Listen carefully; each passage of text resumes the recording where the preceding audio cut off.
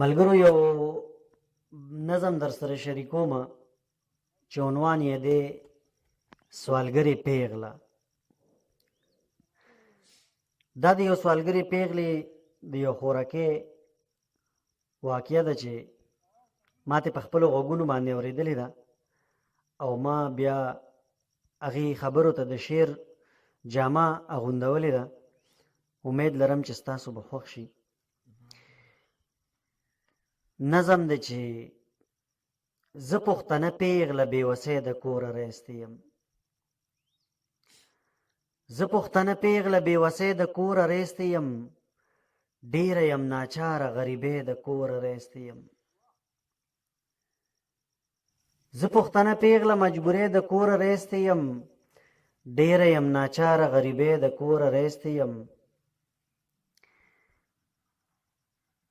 زه ورته دا وایم زمانه چې جامې غواړي. زه ورته دا وایم زمانه چې جامې غواړي. نه یو چا سره مونږ د سیالۍ د کوره رایستی یم.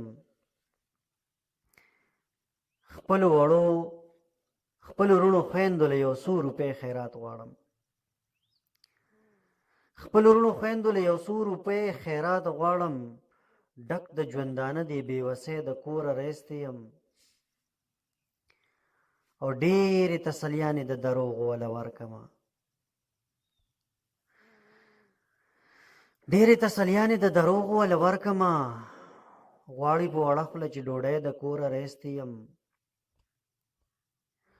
ډېرې تسلیانې د دروغو وله ورکمه. غواړي په وړه خوله چې ډوډۍ د کوره رایستی یم. او زاسینه پیغله بېوسو چې څنګه کړی یم. زاسینه پیغله بېوسو چې څنګه کړی یم. بله داسې مشه یو جینۍ د کوره رایستی یم. ټوله ورځ په ټیټو سترګو ګرځم او سوال کوم.